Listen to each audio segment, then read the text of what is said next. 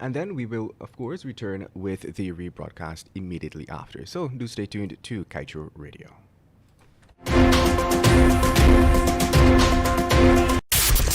Kaieteur Radio. Covering Guyana from coast to coast. Demerara and Essequibo 99.1 FM. Berbice 99.5 FM. Kaieteur Radio.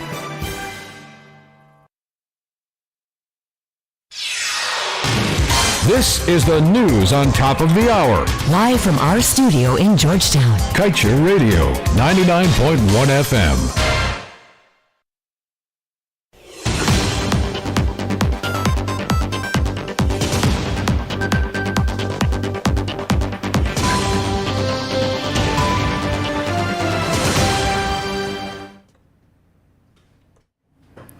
Good day, my name is Amrita Koshal and this is your main newscast. In the headlines, Exxon defends throwing limited insurance coverage to Guyana as it milks multi-billion-dollar profits from nation's oil resources. Oil and gas employees forced to buy own protective equipment as GAWU gets government to intervene. Ministry of Public Works to oversee $14 million in sea defense projects and $650 million estimated to upgrade hinterland airstrips. Coalition government sold derelict vehicles below value and dangerous and misleading for Brassington to tell nation no risks in the Mile Falls hydro deal. Meanwhile, cops being investigated for threatening to murder teen. Stay tuned for details. Nothing in life is free, but the MyDigiCell app is. You don't need to be on a data plan to use the app. You can conveniently chat with Ruby or an agent for help. Check your account balance, activate a Prime bundle, or gift it to a friend. Send credit. Check the Georgetown and Berbice bridge schedules. Activate a roaming plan. Play Shake to Win for cool prizes. So don't worry about a data plan, buddy. Download the MyDigiCell app from the Google Play Store or the Apple App Store today. Digicel, better together.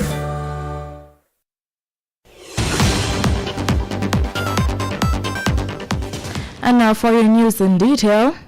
Head of ESSO, Alastair Routledge, on Monday sought to defend the size of the insurance policy provided by the ExxonMobil subsidiary, which has been the operator of the oil-rich Stabroek block since 1999.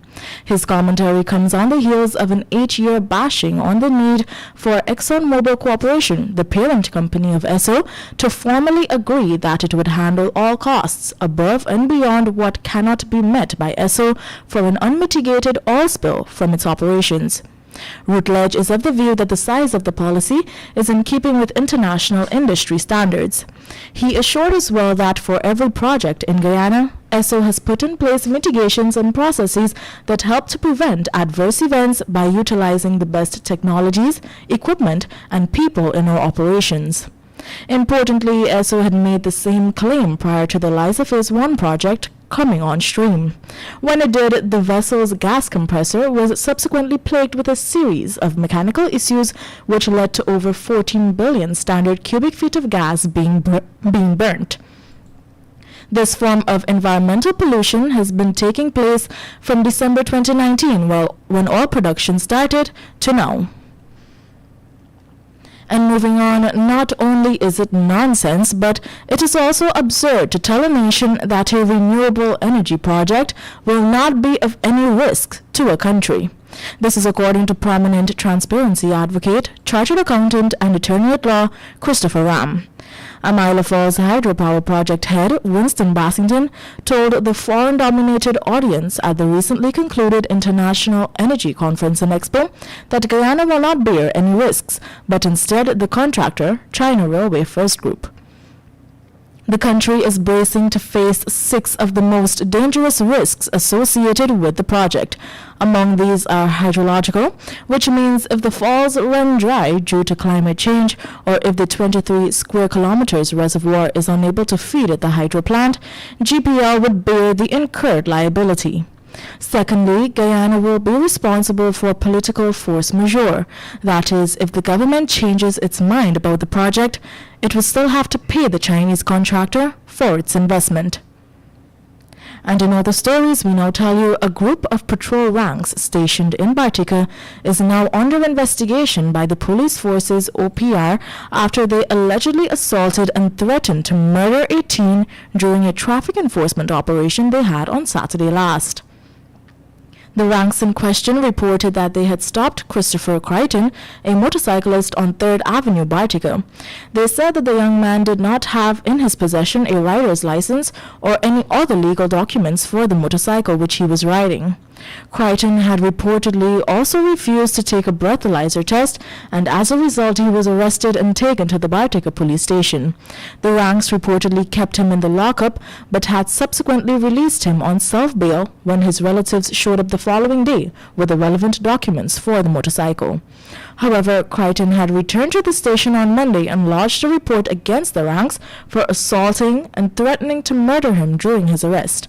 He even posted a video to Facebook showing how the police ranks treated him on the night of his arrest. And we now tell you, even though Guyana's labor laws require employers to purchase personal protective equipment for their employees, some workers in the oil field have been asked to take on this responsibility or have the related costs deducted from their salaries. This state of affairs was underscored by the Guyana Agriculture and General Workers Union in a statement it released on Tuesday. According to GARU, a recruitment agency gave the workers an option to purchase the safety boots for them, but the cost would be recovered through deductions from their salaries.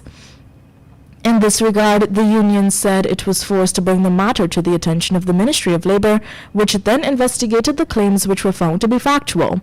As a result of the ministry's intervention, the workers will now have their safety gears be provided at no cost to them. Time check for you, 12 hours 8. We will return with more news for you shortly after the break.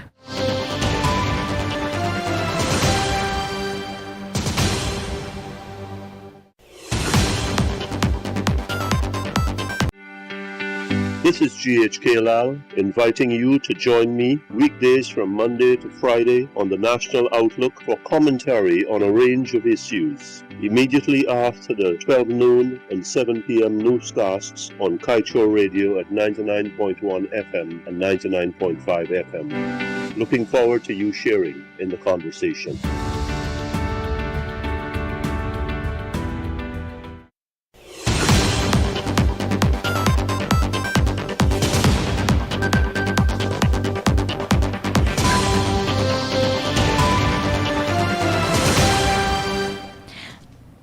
Back with more news in detail. During the opening of tenders last Tuesday at the MPTAP office, a total of $2.8 billion in projects were opened for the construction of a number of riprap sea defenses for communities in Regions 2, 3, 4, 5, 6, and 7. The procuring entity for these projects is the Ministry of Public Works. Senior Minister with responsibility for finance, Dr. Ashni Singh, who delivered this year's budget, had stated that $5 billion is allocated to further strengthen Guyana's flood protection infrastructure system through sea and river defense works. These projects that were opened at the MPTAP office cater for works in those areas. On that note, we now tell you the Ministry of Public Works is planning to upgrade the Irikuru Bottom Airstrip in Region 7 and the Karispuru Airstrip in Region 8 to concrete structures at an estimated cost of $650 million. This is according to an invitation for bids issued by the ministry in the daily newspapers. According to the advertisement, the rehabilitation of the Region 7 airstrip is projected to cost $316 million, while the runway in Region 8 is pegged at $334 million. We were reliably informed that the airstrips are in poor condition and pose a danger to aircraft and passengers utilizing them. It was explained that the Karispuru airstrip, which was a sand-gravel surface, would become waterlogged when it rains, therefore rendering the structure inoperable for takeoff and landing of flights. The source told us that the surface is equally dangerous when dry, as it becomes loose and therefore affects the performance of aircraft. Moving on, in 2017, the Ministry of Indigenous Affairs sold derelict vehicles way below their estimated market value, and it was found too that this occurred in one instance without advertisement, and added to this, a sale was finalized with an individual who did not even put in a bid. This is reflected in the Auditor General's 2017 report. Several questions relating to the sale of derelict vehicles came to the fore of the Parliamentary Public Accounts Committee on Monday after PPPC parliamentarian and PAC member Dharam Kumar Siraj raised questions about the issue. Alluding to the report, Siraj pointed out that the vehicles were sold for just a tiny fraction of the estimated costs. All the transactions were done while the APNU AFC was in office. Moving on, last year, the government of Guyana spent a whopping $261.7 million to rehabilitate a section of the Aichuni-Takama Road in Region 10. And this year, another $267 million will be pumped into the same road.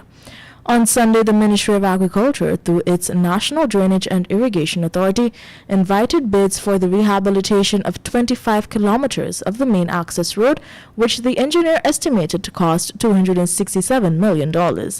According to the invitation, interested eligible bidders may inspect the bidding documents and obtain further information from the Procurement Office of the NDIA during normal working hours. Bid documents will be available from March 4th, 2022. In other stories, we now tell you 30-year-old Christopher Gonzalez, who had told the court that he was under the influence of alcohol when he committed a robbery, was on Monday sentenced to 9 months imprisonment for the offense.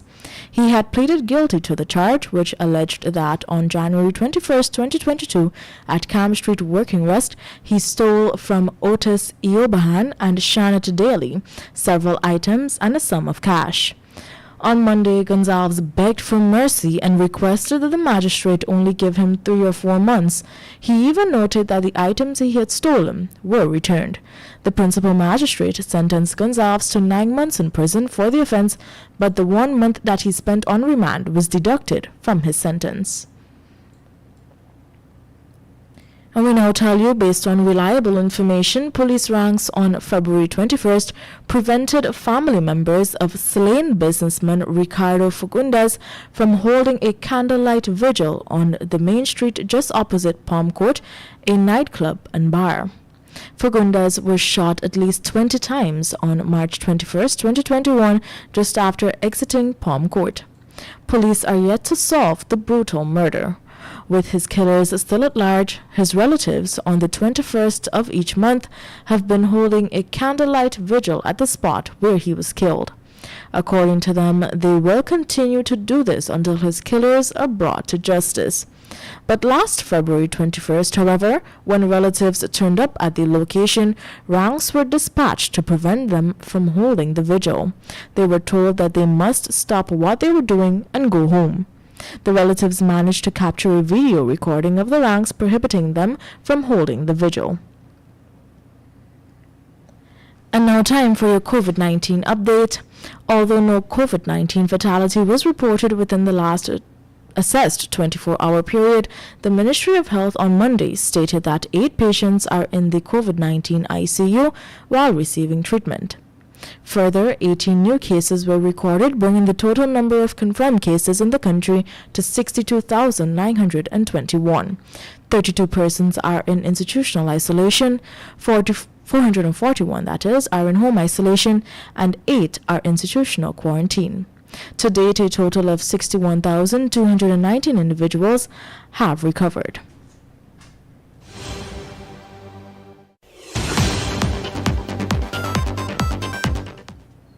We now turn your attention to page 7 of the Kaieteur News, dedicated to being blunt. It is a worrying situation that bandits prey upon us by putting knives and guns to our heads and taking what we have on our person. But even worse, our leaders have paved the way for us to be robbed without a single weapon being used.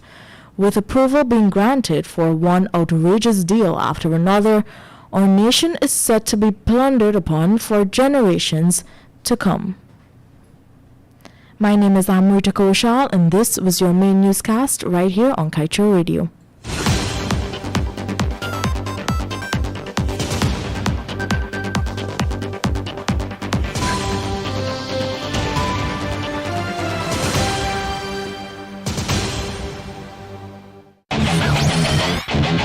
Want value for your advertising dollar?